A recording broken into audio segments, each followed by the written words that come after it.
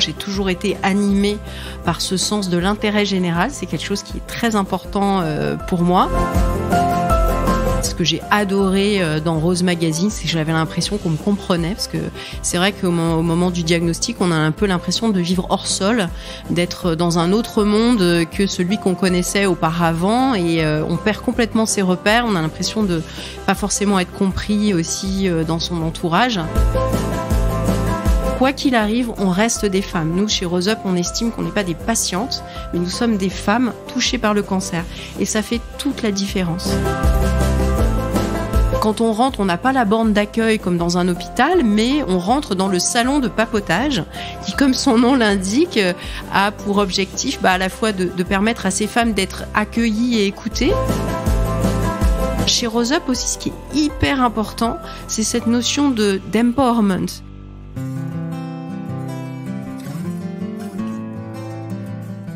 Bonjour, je suis Delphine Rémy et je vous accueille sur le podcast Naître princesse, devenir guerrière.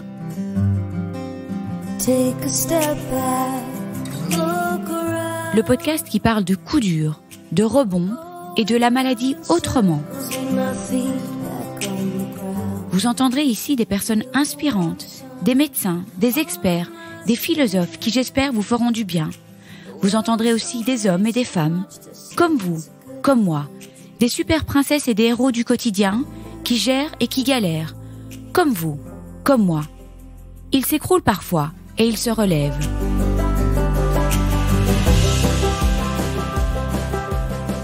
Quelle joie d'avoir pu accueillir sur le podcast Isabelle Huette, directrice de Rose Up Association. Quel bel échange autour des 3 piliers de l'association, l'information, l'accompagnement et le plaidoyer, c'est-à-dire la défense de nos droits. Une conversation passionnante avec une femme passionnée qui a été elle-même touchée par un cancer agressif à l'âge de 40 ans.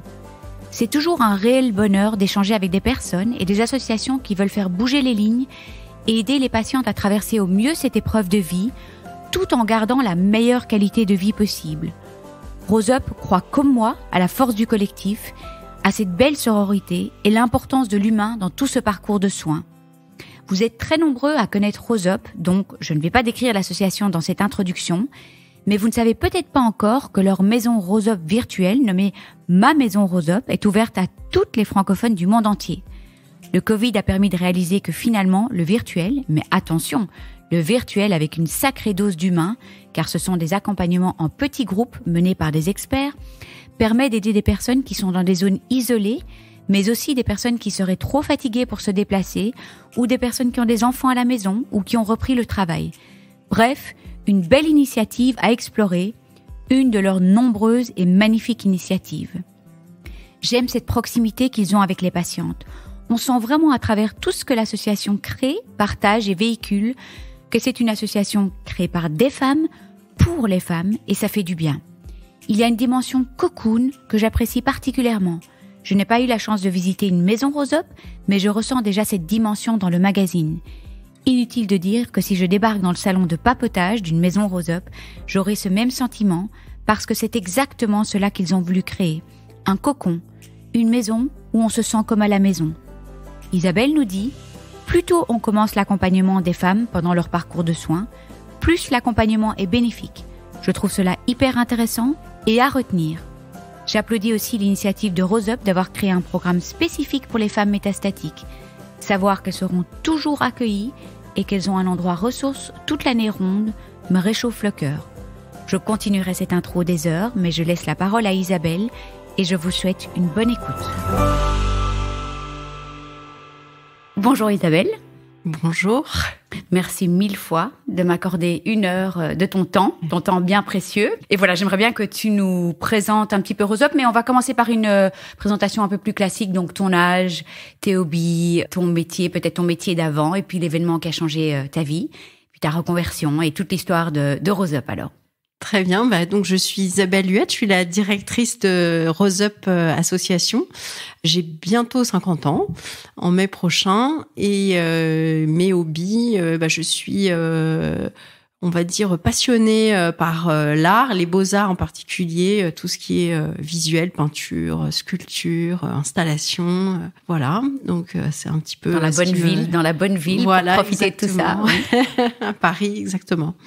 J'ai rejoint Rose Up Association en 2015 au début, et en fait j'avais une vie totalement différente auparavant, puisque j'ai longtemps travaillé dans le secteur de la politique, notamment au Parlement français, oui. Parce que j'ai fait un parcours assez classique en France de Sciences Po, service public, donc j'ai toujours été animée par ce sens de l'intérêt général. C'est quelque chose qui est très important pour moi. On retrouve ça dans ton boulot maintenant. Voilà, ouais. Exactement. Et puis, au bout d'un moment, j'ai eu envie d'évoluer, et puis j'ai rencontré le cancer dans ma vie à l'âge de 40 ans, ce qui m'a, comme beaucoup de femmes, conduit à m'interroger sur ce que je voulais faire, et j'avais vraiment envie de continuer à faire de la politique au sens noble du terme, donc d'engagement dans la cité, mais de façon différente.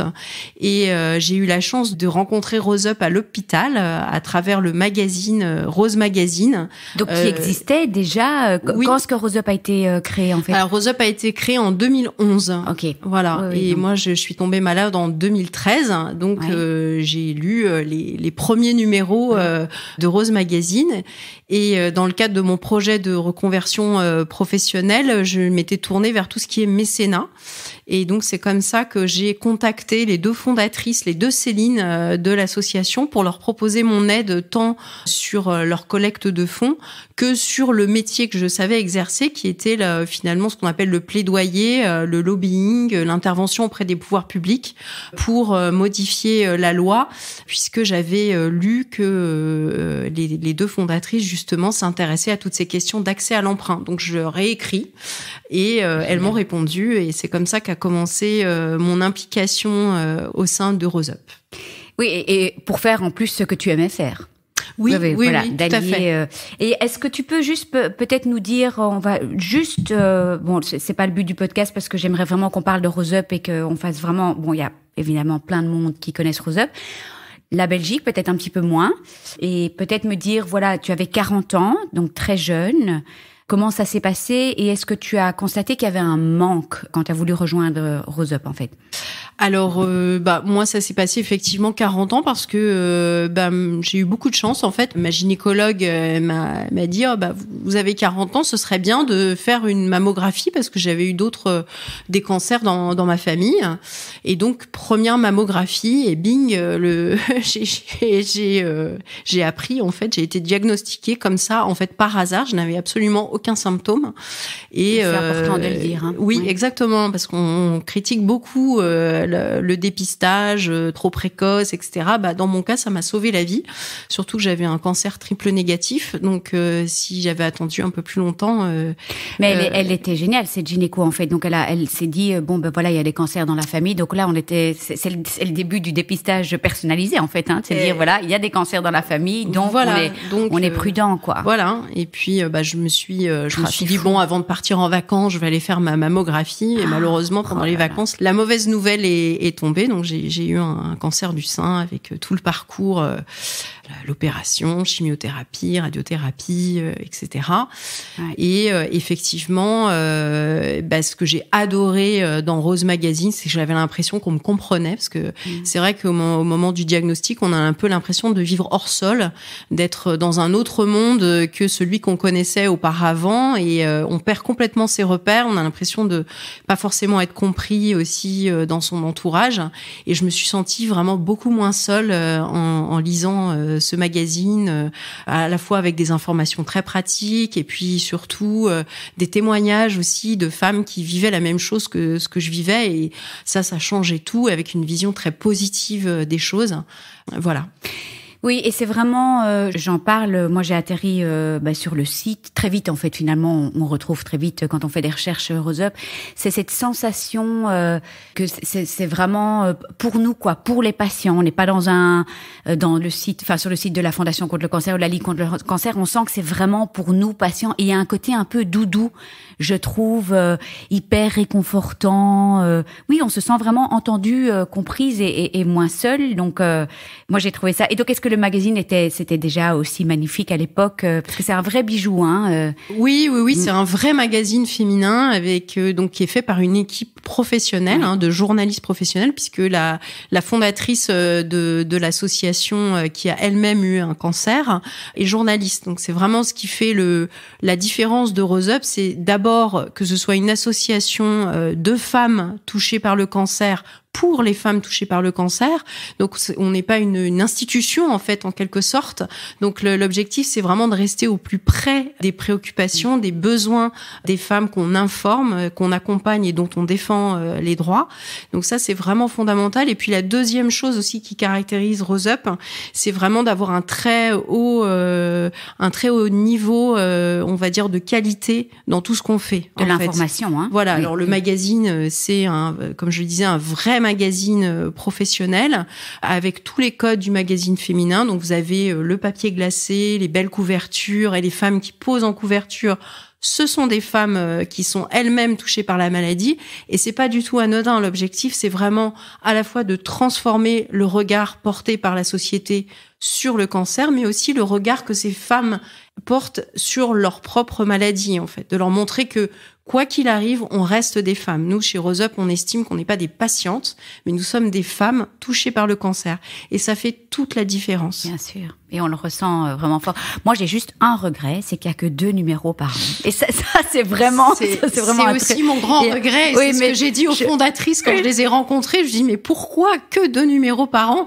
Et en fait, ça s'explique tout simplement parce que c'est on va dire, le modèle économique du magazine. On n'appartient pas à un groupe de presse. On n'a pas les aides à la presse. Et ça coûte très, très cher de produire même ces 2 numéros par an. Donc, malheureusement, et on a un mode de distribution parce qu'il est gratuit et il est diffusé dans les hôpitaux.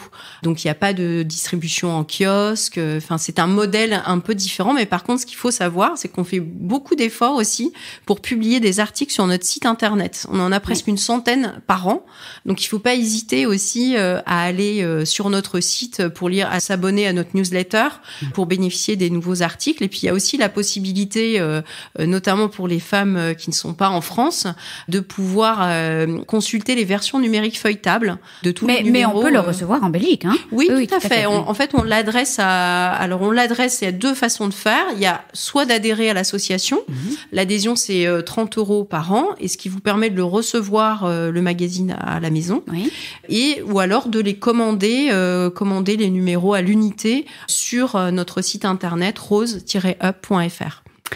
Puisque tu as été touchée en 2013, est-ce que tu as vu une grande différence entre 2013 et maintenant, en fait, finalement, avec tous ces réseaux sociaux, toutes ces associations, qu'est-ce qu'il y avait en 2013, en fait? Pas grand-chose, non? En fait, moi finalement, je n'ai vraiment connu que Rose Up en fait. Donc c'est comme ça que parce que j'étais quand même assez jeune, et ce que j'aimais aussi chez Rose Up, c'était le côté assez dynamique, actif, dans lequel je me reconnaissais. C'est vrai qu'on accompagne quand même beaucoup de femmes plutôt actives, de par la dimension de l'association, même si on a aussi cette volonté d'apporter beaucoup de bienveillance. Tu utilisais le terme de doudou. C'est vrai que le magazine, c'est aussi un doudou. Et puis, ce qui a beaucoup changé aussi, c'est l'accompagnement, parce que moi, j'ai pas eu la chance de bénéficier des maisons Rose Up qu'on propose aujourd'hui sur comment gérer ses effets secondaires, sentir moins seul, etc. Donc, il y avait pas encore ces maisons, en fait. Il y avait pas encore ça. Et puis, il y avait effectivement beaucoup d'informations très anxiogènes sur Internet, beaucoup de forums, etc. qui moi, m'ont plus effrayée que rassurée. Et c'est vrai que d'avoir un endroit où on on est certaine d'avoir la bonne information et puis surtout compréhensible aussi, parce que c'est vrai que ce qu'il faut aussi préciser, que c'est quand on est malade, on a beaucoup d'informations aussi à l'hôpital. Alors très rapide, parce que les médecins n'ont pas forcément beaucoup de temps, les infirmières prennent beaucoup de temps, mais on est tellement choqué, tellement en état de choc, qu'on n'est pas forcément sur le moment en capacité de comprendre ce qu'on nous dit, et donc d'avoir la possibilité dans un temps de bénéficier d'une information de qualité à son rythme.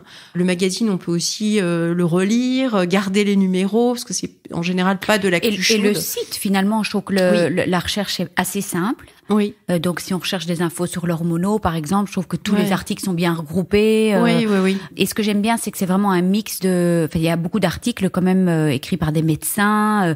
Oui. On sait que l'information sera fiable et vérifiée et juste et de qualité.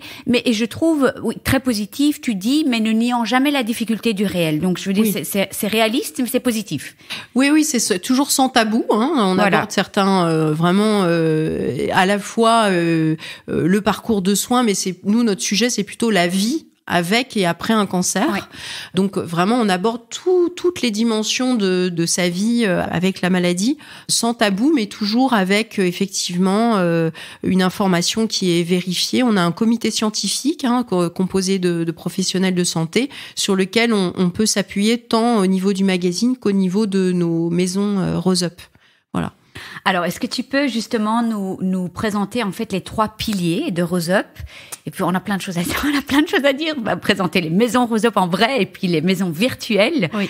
Donc, effectivement, Rose Up a 3 missions principales. Une mission d'information, une mission d'accompagnement et une mission de défense des droits. Je précise de tout cela pour les femmes atteintes de tout type de cancer. On est souvent associé au cancer du sein, mais non, pas que. Notre sujet, c'est vraiment femmes et cancer, quel que soit le type de cancer. C'est très bien que tu le dises, parce qu'il y a une confusion avec le rose, évidemment. Oui, exactement. Mais on le comprend bien sur le site, c'est assez clair.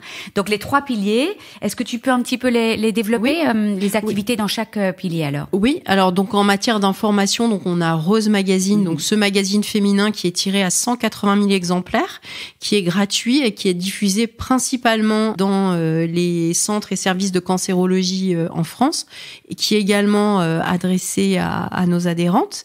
J'ai envie parce que tu parles de femmes, mais je trouve que tous ces articles sont intéressants pour les hommes aussi, en fait, oui, parce qu'il y a le choc de l'annonce. Enfin, c'est des thèmes quand même, c'est pas que féminin, quoi. Je trouve que il y a plein d'articles qui sont vraiment pour les... Oui, voilà. Alors c'est très intéressant ce que tu dis, parce qu'on a fait réaliser des études de lectorat du magazine, et effectivement, il y a des hommes atteints de cancer qui peuvent trouver un intérêt dans certains articles, mais on a aussi des conjoints de femmes touchées par la maladie, ou des épouses d'hommes touchés par la maladie qui lisent aussi Rose Magazine. En fait, il est lu par en moyenne 3 autres personnes dans l'entourage.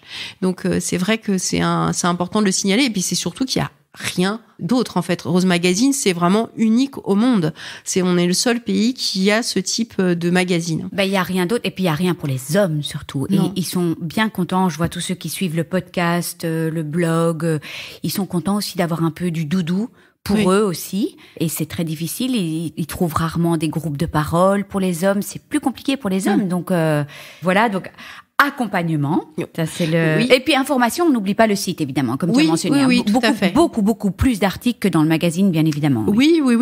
Effectivement, on a des journalistes qui sont salariés de l'association et qui publient des nouveaux articles régulièrement.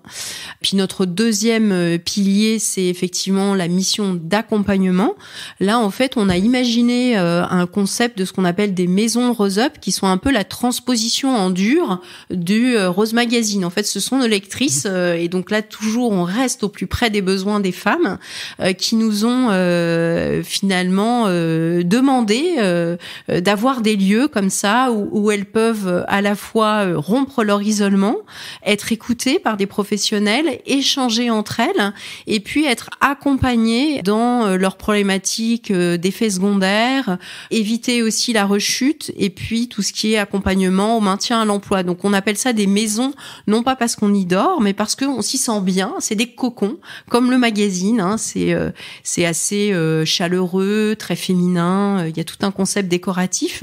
Donc nous, on est en centre-ville, à Bordeaux et à Paris. C'est tout à fait volontaire. On veut pas être à côté de l'hôpital, parce qu'avec le développement des traitements en ambulatoire et des nouvelles thérapies orales, par exemple, on a remarqué que les femmes n'ont pas forcément envie d'aller à l'hôpital quand elles n'ont pas de rendez-vous. Donc l'objectif, c'est un peu de prendre le contre-pied de cet univers un peu aseptisé de l'hôpital et de retrouver un endroit très chaleureux où on se sent bien entre femmes, hein, parce que c'est vraiment réservé aux femmes. Et donc c'est organisé comme des pièces. Quand on rentre, on n'a pas la borne d'accueil comme dans un hôpital, mais on rentre dans le salon de papotage, qui, comme son nom l'indique, a pour objectif à la fois de permettre à ces femmes d'être accueillies et écoutées, parce que comme pour le magazine où on a des journalistes professionnels, dans chacune des maisons, on a une équipe de salariés. Nous, on fonctionne très peu avec le bénévolat, en fait, pour avoir justement une grande qualité et une permanence, justement, de cette qualité d'accompagnement. Donc, elles sont écoutées pendant 45 minutes, 1 heure, pour faire le point sur leur situation et les orienter vers les activités de la maison. Sachant que chez nous, il n'y a pas de parcours complètement fléché. Chez Rose Up aussi, ce qui est hyper important, c'est cette notion d'empowerment. C'est-à-dire que on considère, comme on l'a vécu nous-mêmes, comme je le disais en introduction, de souvent quand on tombe malade, on a l'impression de perdre le contrôle de sa vie. Et nous, ce qu'on veut faire, c'est donner à ces femmes des outils justement pour être en capacité de reprendre ce contrôle. Et ça change tout. D'être actrice finalement de leur parcours de soins, mais plus largement de vie pendant et après les traitements. Donc tout est conçu au sein des maisons pour qu'elles soient actrices. Donc elles choisissent les ateliers qui leur conviennent. Donc on a le salon de papotage, on a une cuisine ouverte pour les ateliers autour de la nutrition, gérer les problèmes, les effets secondaires digestifs, etc. à travers l'alimentation, reprendre de bonnes habitudes alimentaires pour éviter la rechute. On a une salle de sport pour tous les ateliers d'activité physique adaptés.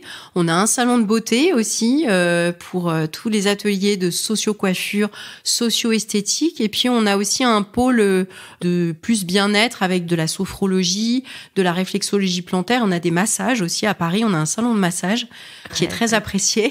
Voilà. Et puis... Et là, les femmes peuvent venir, elles doivent faire partie de l'association ou elles peuvent venir gratuitement? Comment ça se passe? Alors, en fait, tout l'accompagnement, on peut pousser... On est comme à la maison, donc on peut venir sans rendez-vous, pousser la porte de la maison Rose Up ou appeler en amont pour prendre un rendez-vous. Ça, c'est comme chacune le souhaite. Après, si on veut bénéficier de l'accompagnement, la seule chose qu'on demande, c'est l'adhésion à l'association, qui est une adhésion sur une année civile de 30 €. Et avec cette adhésion, on bénéficie de tout cet accompagnement. Pour te donner une idée, on a à peu près entre 130 et 150 ateliers chaque mois. Donc, il y en a plusieurs par jour. On a toute une équipe d'une quarantaine d'intervenants qui sont rémunérés, là aussi, pour la plupart, hein, donc rigoureusement sélectionnés. Il y a des ateliers donc en groupe, mais par exemple, si on veut un massage, on réserve carrément son massage, quoi. Voilà. Alors, la plupart des ateliers sont quand même en collectif parce qu'on veut vraiment apporter cette force du collectif, de l'échange entre femmes, exactement, qui est très efficace, en fait, hein, qui a un impact très fort. Et ça soigne l'âme, hein. C'est vraiment, bah oui, toutes les sœurs de combat, c'est quand même, c'est extraordinaire, en fait. C'est important. Et puis, on a également des ateliers en individuel, de socio-esthétique, socio-coiffure, effectivement, tout ce qui est réflexologie, plantaire, massage, c'est en individuel, bien entendu. On a aussi du coaching pour le maintien ou le retour à l'emploi, qui est soit en individuel, soit en collectif, avec un programme d'accompagnement sur quelques mois en petits groupes, qui est multidisciplinaire, donc vraiment qui aborde toutes les dimensions de sa reprise professionnelle. Et dis-moi, donc on peut rejoindre la maison Rose Up donc dès le départ, dès le début, et on peut rester combien de temps après? Alors c'est vraiment important de le signaler effectivement parce que on a fait réaliser une étude d'impact de la maison Rose Up de Bordeaux, qui est la première qu'on a ouverte, qui montre que plus on accompagne les femmes tôt dans leur parcours, plus l'accompagnement finalement est bénéfique pour ces femmes. Après, donc nous, on accompagne de l'annonce, donc du diagnostic jusqu'à peu près 1 an après la fin des traitements, pour permettre d'accompagner justement sur toutes ces effets secondaires qui perdurent, parce qu'on sait très bien, c'est pas parce qu'on a terminé ces traitements que finalement magiquement les effets de la maladie disparaissent. Donc on a un accompagnement sur cette gestion des effets secondaires, sur la reprise professionnelle et sur notamment des femmes qui ont des cancers hormonodépendants et qui ont des traitements lourds d'hormonothérapie avec des effets secondaires qui sont quand même très très ennuyeux et qui vraiment grèvent la vie quotidienne. On les accompagne comme ça pendant 1 an. Mais après, notre objectif, c'est pas non plus de maintenir ces femmes dans leur état de malade, dans leur statut de malade. Et c'est aussi pour ça qu'on fait ce choix de les accompagner progressivement vers un retour à une vie dite normale, même si bien évidemment on n'aime pas trop ce mot, mais on sait très bien qu'on ne revient. Tu avais fait entre guillemets. Voilà, exactement, parce qu'on sait très bien qu'on ne reprend jamais la place qu'on occupait auparavant. Enfin, en tout cas, l'expérience c'est extrêmement rare. Mais l'objectif, c'est aussi tout est fait pour leur permettre de retourner vers une vie normale. Donc, par exemple, on a des ateliers d'activité physique adaptée, mais on va leur donner, par exemple, on fait des journées de rencontres avec les associations du territoire ou les acteurs du territoire qui peuvent leur permettre de continuer de faire de l'activité physique en dehors de la maison en fait. Donc ça c'est aussi un élément important qu'il faut avoir en tête. Alors par contre l'accompagnement, parce qu'on a donc 2 maisons physiques et depuis le mois de juin on a aussi une maison à distance qu'on appelle Ma Maison Rose Up. Donc les femmes peuvent créer un compte sur notre site et là dans le cadre de Ma Maison Rose Up, comme c'est en distanciel, on a la possibilité d'avoir un accompagnement un petit peu plus long que ce couperet finalement de 1 an après la fin des traitements. Mais j'imagine de toute façon que toutes ces femmes se rencontrent au sein des maisons physiques et puis après évoluent ensemble après. Enfin moi je vois j'en ai rencontré plein qui sont passées par la Maison Rose Up et qui maintenant on est devenues copines et donc on se fait nos sorties sans les maisons. Avant de parler de cette Maison Rose Up virtuelle qui est très importante pour moi parce qu'elle est ouverte à tout le monde et aussi aux Belges, qu'en est-il des femmes qui sont métastasées? Elles peuvent profiter d'un accompagnement un peu plus long? Alors oui, on a justement mis en place un programme spécifique pour les femmes atteintes de cancer métastatique ou chronique, parce qu'on a remarqué, c'est vrai que comme on a cette vision très positive des choses, on accompagne la majorité et fort heureusement d'ailleurs, des femmes touchées par un cancer qui en guérissent, mais on avait vraiment l'impression, il y avait un manque en matière d'accompagnement des femmes atteintes de cancer métastatique qui ne trouvaient pas forcément leur place au milieu de femmes pour qui le cancer ne sera qu'un passage. C'est ce qui nous a conduit à imaginer un programme spécifique qui leur est dédié avec des ateliers autour de la nutrition, un groupe de parole et de l'activité physique adaptée parce qu'elles ont aussi des problématiques physiques, notamment des femmes qui peuvent avoir des métastases osseuses. Donc il faut vraiment être très prudent dans la façon dont on les accompagne en matière d'activité physique adaptée. Donc on a monté ce petit programme spécifique et on voit là qu'on accueille de plus en plus de femmes. Justement, j'étais sur le bilan là de l'année 2022 à Paris. Je crois qu'on a eu 79 femmes atteintes de cancer métastatique. Donc, ce qui veut dire qu'elles ont trouvé un endroit ressource qui répond à leurs problématiques. C'est-à-dire que la maison est toujours là. Quand elles vont mieux et qu'elles retrouvent une vie à peu près normale, eh bien, elles n'ont pas besoin de nous et c'est très bien. Mais si elles ont besoin, on est là et c'est permanent, c'est toute l'année. Et donc ça, je pense que c'est très, très précieux. Et puis surtout, de savoir qu'elles ne sont pas invisibles. Parce que c'est aussi une très grande souffrance pour des femmes atteintes de cancer métastatique que leur cancer se voit pas forcément et c'est vraiment très difficile à vivre. Et donc là, eh bien, le cocon, il est aussi là pour elles et sur la durée, bien évidemment. Oui, et de pouvoir rencontrer d'autres femmes qui vivent la même chose, parce qu'on est quand même dans une autre réalité, quand c'est métastatique, mais je trouve ça absolument formidable parce que, elles sont pas oubliées, quoi. Elles peuvent revenir, elles peuvent se retrouver entre elles. C'est terriblement difficile quand même, Oui, tout à fait. Puis, ce qu'il faut avoir en tête, là encore, c'est pareil, on respecte le choix de chacune. C'est-à-dire que, à Paris, je crois qu'il y a, sur les 79 femmes atteintes de cancer métastatique, il y en a que 58 qui suivent le programme. Parce qu'il y en a certaines, elles sont très contentes de savoir que la maison est en capacité de les accompagner au mieux, mais elles n'ont pas envie de rentrer dans un programme dédié. C'est leur choix et c'est très bien. Et elles pourront peut-être, si un jour ça va un peu moins bien, rejoindre la maison, mais au moins il y a un programme pour elles, quoi. En fait, il y en a certaines qui viennent, qui bénéficient des ateliers, mais pas des ateliers spécifiques cancer métastatique, c'est-à-dire qu'elles suivent les ateliers de nutrition, la socio-esthétique, etc., mais pas le programme dédié parce qu'elles n'ont pas envie d'être qu'avec des femmes atteintes de cancer métastatique. Et d'autres qui préfèrent au contraire. Donc nous, ça nous va très bien. C'est vraiment notre philosophie chez Rose Up, c'est de vraiment s'adapter à chacune, tout en maximisant avec cette force du collectif. Alors, la fameuse maison virtuelle mais très humaine quand même, hein. Oui, alors c'était vraiment le challenge. C'est un projet qu'on avait déjà en tête parce qu'on a un projet d'essaimage, c'est-à-dire d'ouvrir d'autres maisons physiques sur le territoire. Mais on avait aussi cette idée de finalement parce que bien évidemment on peut pas ouvrir des maisons partout et mailler totalement le territoire, d'avoir cette possibilité d'avoir un accompagnement à distance.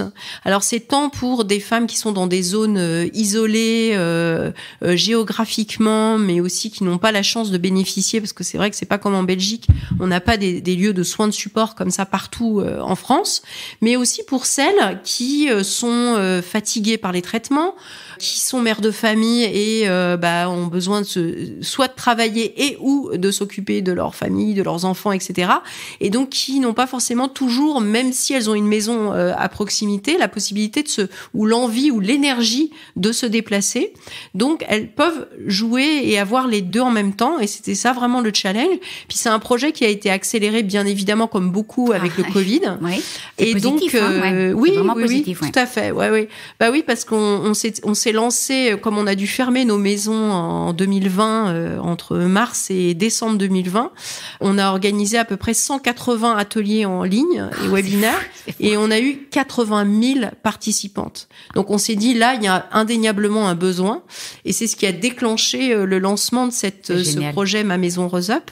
C'est vraiment un challenge qui est compliqué à développer, c'est-à-dire que effectivement l'objectif c'est de bénéficier du numérique, donc de la distance quelque part, mais tout en proposant un accompagnement le plus humain possible, comme on le fait dans nos maisons physiques. Donc qu'est-ce qu'on a fait pour ça ?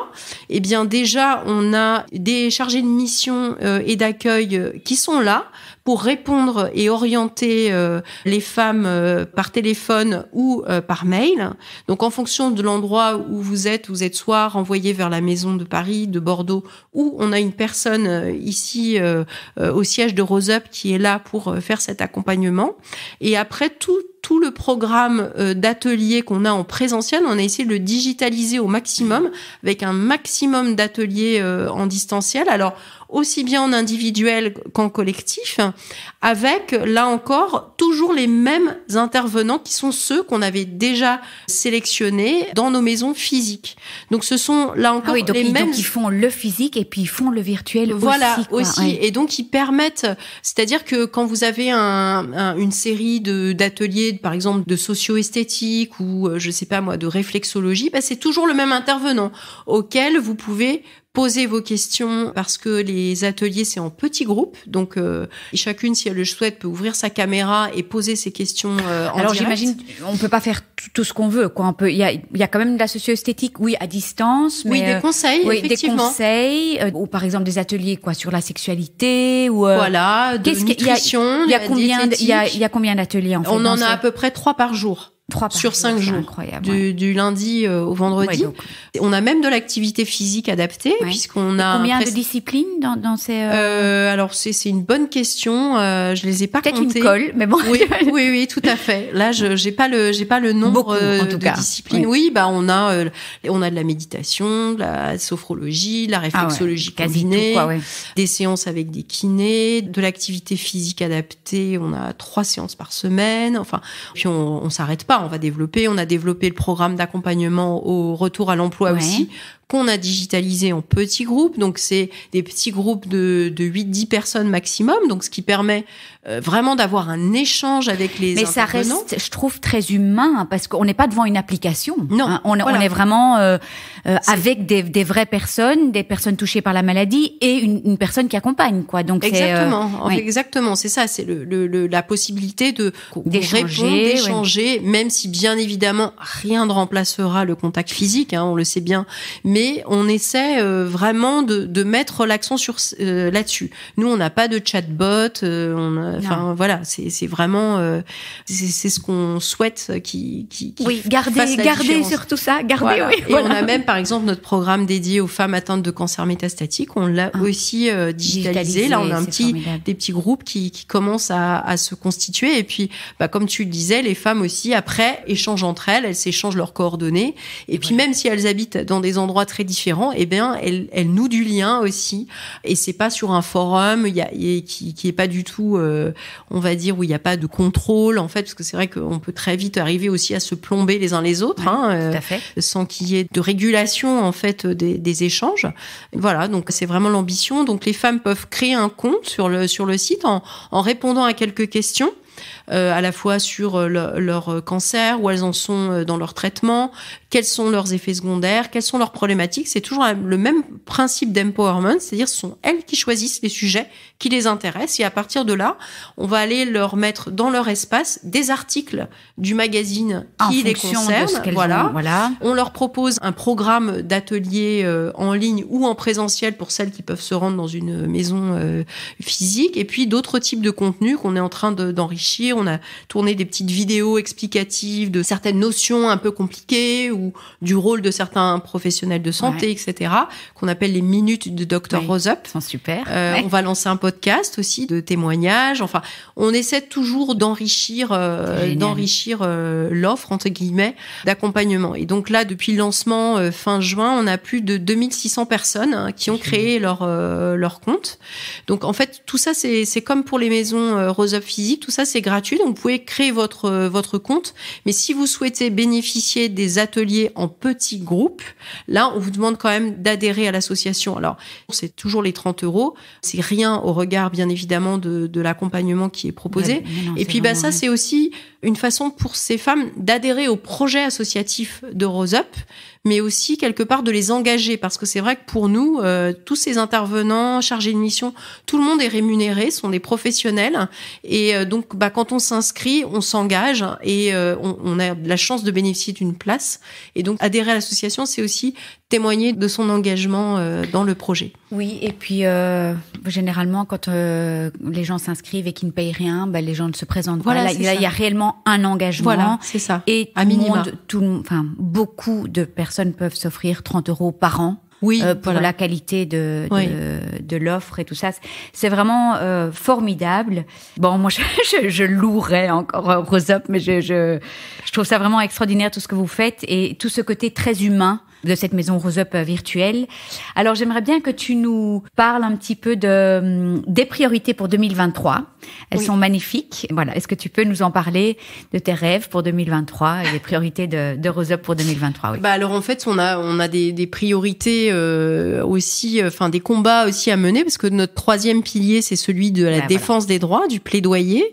Donc, notre ambition, c'est aussi de permettre à toutes les personnes, alors c'est tant les femmes que là plus largement les hommes aussi, c'est toutes les personnes qui ont été touchées par le cancer. Notre ambition, c'est de leur permettre de conserver toute leur place dans la société et d'améliorer leur qualité de vie. Donc il y a certains sujets qu'on porte auprès des pouvoirs publics depuis la création de l'association, parce que finalement nos trois missions, elles s'enrichissent les unes les autres. Oui. C'est-à-dire que quand l'association est née en 2011, on a reçu par exemple des courriers de lectrices qui nous ont parlé de leur difficulté d'accéder à un emprunt, notamment pour acheter un logement. Donc ça a donné lieu à une enquête journalistique, et c'est là qu'on a compris qu'il y avait un vrai sujet de plaidoyer, donc d'amélioration de la situation de ces personnes qui, même de nombreuses années après leur maladie, quand bien même elles étaient guéries, se trouvaient confrontées à payer des tarifs très très élevés pour assurer un emprunt, ou d'être exclues de certains types type de garantie.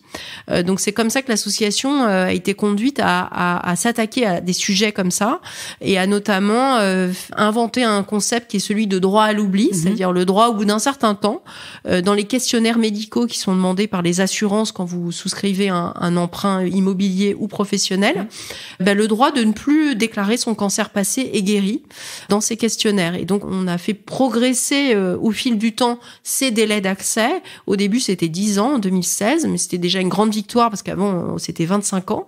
Ça paraît déjà énorme, en même fait, 10 ans. En plus, tu vois, tu dis t'es guéri et puis 25 ans plus tard, ça te pend encore. Voilà, c'est ce qu'on appelle la double peine. Oui, et puis c'est surtout que ça permet pas de se projeter, c'est-à-dire de faire, acheter un logement, monter une entreprise, c'est se projeter dans la vie et on nous ne permet pas. Donc c'est vrai que c'est quelque chose qui est, et surtout quand les médecins vous disent, madame, vous êtes guérie, et quand vous êtes confronté à ce dossier d'assurance, c'est vrai que c'est extrêmement violent. Et puis même d'un point de vue de la société, ce qu'il faut dire que l'accès, acheter son logement, c'est aussi préparer sa retraite. Donc c'est finalement ça lutte contre la dépendance. Donc c'est des dépenses publiques en moins. Donc au niveau macroéconomique, les enjeux sont pas du tout anodins non plus. La création d'entreprises, c'est créer des emplois. Donc pour la société dans son ensemble, c'est quelque chose aussi d'important à considérer au niveau des comptes sociaux et de la santé économique d'un pays. Mais donc c'est passé de 10 ans à 5 ans. À 5 ans cette année, en 2022. Et puis ce qui est chouette en fait, c'est que ce concept finalement essaime dans le monde. D'ailleurs la Belgique a été le premier pays à le suivre. Oui, c'est ça. On vous a suivi. Voilà, on vous suit toujours. De toute façon, on vous suit toujours. Rapidement en fait. Et là même, vous allez, je crois que c'est en 2027, les 5 ans vont être aussi adoptés. Est-ce qu'il y a une limite de montant? Parce que j'avais l'impression que donc c'était 5 ans que ça a été adopté et il y a une limite de montant? Alors comment non, ça pour fonctionne? le droit à l'oubli, il n'y a pas de limite de montant, mais par contre il y a une limite d'âge. Il faut que votre prêt ait été remboursé avant votre 71e anniversaire en France. Voilà. Par contre, il y a un deuxième dispositif qui a été adopté en partie grâce à nous sur la suppression carrément pure et simple du questionnaire médical dans certains cas. Et donc là, c'est pour les prêts immobiliers qui sont par personne inférieure jusqu'à 200 000 euros et dont le remboursement arrive à échéance au 60e anniversaire de l'emprunteur. Donc c'est là. C'est 200 000 euros que j'avais entendu en fait. Ça. Mais donc il n'y a même plus de questionnaire. Voilà, là, il y a plus de questionnaire médical dans ce cas-là. Mais donc ça veut dire quand même 2 ans après la maladie, il n'y a plus de questionnaire médical. Pendant en fait. Oui, même pendant. Puisqu'on n'a pas, il y a pas de sélection médicale, donc c'est pas sur. Et c'est pour le cancer ou pour d'autres types de pathologies ou de problèmes de santé. Enfin, c'est ça qui est. Donc il y a quand même ce cap de 200. Oui, évidemment. Ah, c'est sûr que 200 000 euros par personne, ça veut dire que potentiellement c'est 400 000 quand vous êtes un couple. Bien sûr. Donc en France, je crois que les montants moyens des prêts c'est dans les 300 000 euros, donc on est aussi inférieur. Après, il y a des zones effectivement comme en région parisienne où le foncier est très tendu et ça peut paraître peu, mais bon, on a déjà mis le pied dans la porte et on va continuer par la suite, quoi. Donc c'est vraiment voilà. Alors, le droit à l'oubli, qu'est-ce qu'il y avait d'autre encore? Le zéro reste à charge, tu en avais parlé. Ça, effectivement, c'est un de nos sujets de travail, notamment pour les femmes qui sont touchées par un cancer, parce que c'est vrai que j'imagine que c'est la même chose en Belgique, mais en France, en tout cas, on a la chance d'être vraiment très bien soigné et très bien pris en charge grâce au système de ce qu'on appelle l'ALD, l'infection longue durée, qui vous permet finalement pour tous vos traitements d'avancer absolument aucun frais médicaux. Mais par contre, il y a tout un ensemble de ce qu'on appelle des restes à charge, des frais qui demeurent à côté, qui peuvent être importants, notamment pour des femmes, par exemple, atteintes de cancer du sein. Quand vous avez un lymphodème, tous les manchons, les bandages, tous les désagréments liés à la ménopause pour lesquels vous ne pouvez pas prendre de traitement hormonal de substitution qui, lui, est remboursé.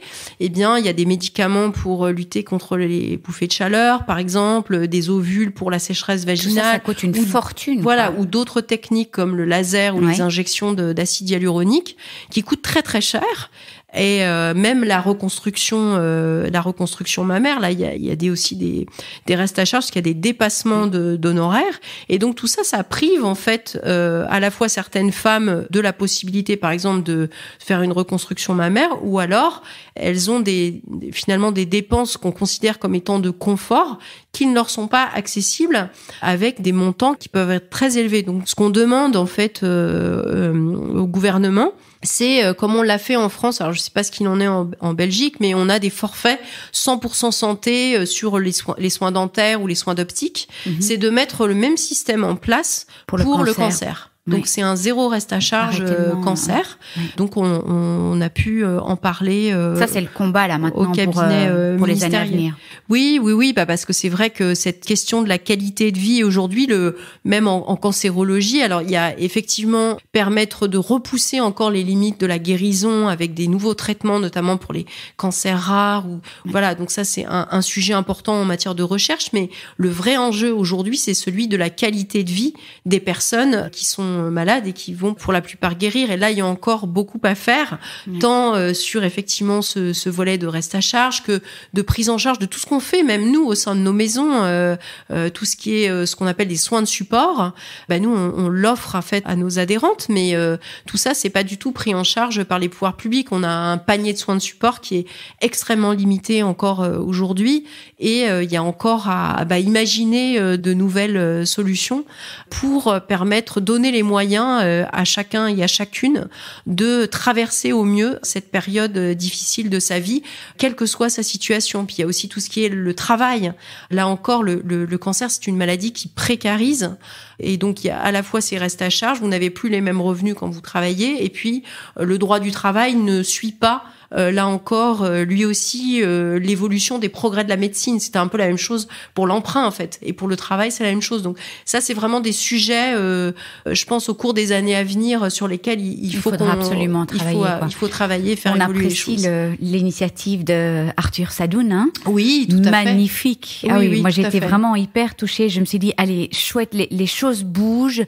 Alors, tu sais, moi, j'ai été très marquée. J'ai eu des demandes de femmes via le blog, via le groupe de soutien, de femmes indépendantes, parfois des femmes seules, avec des enfants, qui ont dû reprendre le travail très vite après le cancer. Donc, indépendantes, plus de revenus, pas de prévoyance. Enfin, c'est une catastrophe, Oui. Donc voilà, je sais qu'il y a des articles sur le site de Rose Up par rapport à ça, justement, mais c'est un réel combat pour ces femmes. Donc voilà, et le don de sang. Alors là, moi, ça, c'est une nouvelle qui m'a fait tellement plaisir. Oui, parce qu'en fait, moi, je me suis aperçue tout simplement en voulant le faire moi-même que, en fait, quand vous avez eu un cancer en France, en tout cas, je sais pas ce qu'il en est en Belgique, mais vous ne pouvez pas donner votre sang. En fait, alors il y a une directive. C'est horrible. En fait, il y a vraiment des stigmates. Je trouve ça absolument horrible. En fait, oui, tout à fait. Mais il y a je pense que c'est. Il n'y a pas de raison médicale. On est bien d'accord. Non. Nous, on a recherché à part les cancers hémato, à la limite, ça pourrait se comprendre. Mais quand vous avez un cancer qui touche un organe, en fait, il n'y a pas de raison qu'au bout d'un certain temps, alors on peut mettre en place un principe de précaution. Donc nous, ce qu'on demande, c'est qu'il y ait une sorte de droit à l'oubli à 5 ans aussi, voire même avant, pour le don du sang, d'autant plus qu'il y a une directive européenne qui a été mise en place qui dit que c'est tout à fait possible pour des personnes qui sont en rémission, mais en France, on a appliqué ce principe de précaution de façon très extensive, et pour nous, c'est finalement donner son sang, c'est aussi exercer sa citoyenneté quelque part, et donc c'est d'être privé finalement de ce statut de citoyen à part entière, et je trouve que d'un point de vue symbolique, c'est important aussi de le permettre. Écoute Isabelle, ça fait déjà 45 minutes qu'on enregistre, donc vraiment merci de tout cœur. La question piège, comment est-ce que tu aimerais terminer ce podcast ? Eh bien, par un grand merci, et puis de dire peut-être aussi que Rose Up s'adresse aux femmes en France, mais aussi dans tous les pays francophones, voire et aussi aux Françaises du monde entier. Je sais que ma maison Rose Up, nous avons des Belges qui ont créé leur compte, qui sont adhérentes aussi de Rose Up. Donc n'hésitez pas à nous rejoindre, parce que nous, notre seule ambition, c'est vraiment d'informer et d'accompagner le plus plus de femmes possible et le mieux possible. Donc plus on parlera de ce qu'on fait, plus le nombre de personnes, même dans le grand public, sera important, plus on aura de notoriété, plus on pourra accompagner de femmes dans cette période difficile de leur vie. Et comme il y en a beaucoup qui écoutent le podcast au Canada, ça, pourquoi pas, Exactement. Des personnes, bon, ce sera peut-être un peu difficile pour les horaires, mais bon, il y aura toujours moyen. Merci Isabelle. Merci de tout cœur. Delphine, pour cette invitation. Merci de tout cœur. Je vous remercie de tout cœur de nous avoir écoutés. N'oubliez pas de vous abonner si vous désirez recevoir les notifications des prochains épisodes. Et puis si vous avez apprécié cet épisode, ça me ferait vraiment très plaisir que vous me laissiez une bonne note, comme à l'école, 5 étoiles, et peut-être même un commentaire ou un partage sur les réseaux sociaux, parce que c'est grâce à vos commentaires, vos étoiles, vos partages, que le podcast pourra aider plus de monde encore, et c'est tout ce que je souhaite. Donner ou redonner espoir, se serrer les coudes tous ensemble, partager nos joies, nos peines, et célébrer toutes nos petites victoires. Si vous aussi, vous désirez partager votre histoire, n'hésitez pas à m'envoyer une petite vidéo témoignage de 5 à 10 minutes avec les thématiques que vous souhaitez aborder. Et puis, dernière petite chose, Naître princesse devenir guerrière a lancé sa page sur Tipeee, une plateforme de soutien pour aider les créateurs de contenu, les podcasteurs, les artistes à vivre de leur passion. Comme vous pouvez l'imaginer, le podcast représente un énorme investissement en termes de temps, de travail et de moyens. Un effort qui m'est rendu évidemment au centuple, grâce à tous vos mots doux, vos écoutes, vos commentaires, vos encouragements et j'en passe. Et pour tout cela, merci de tout cœur. Mon intention aujourd'hui est de pouvoir rendre le podcast pérenne et qu'il puisse s'autofinancer. Alors recevoir le soutien de mes auditeurs serait le plus beau des cadeaux. Un petit montant, 1 euro, 2 euros, 5 euros peut faire une énorme différence. Si vous désirez me soutenir, toutes les infos sont dans la description de tous les podcasts. Et je tiens vraiment à dire quelque chose de très important. La gratuité de mon podcast est et restera ma grande priorité, quoi qu'il arrive. Je veux qu'il puisse aider le plus grand nombre, peu importe les moyens. Je vous embrasse tous très fort et prenez bien soin de vous. On se retrouve la semaine prochaine.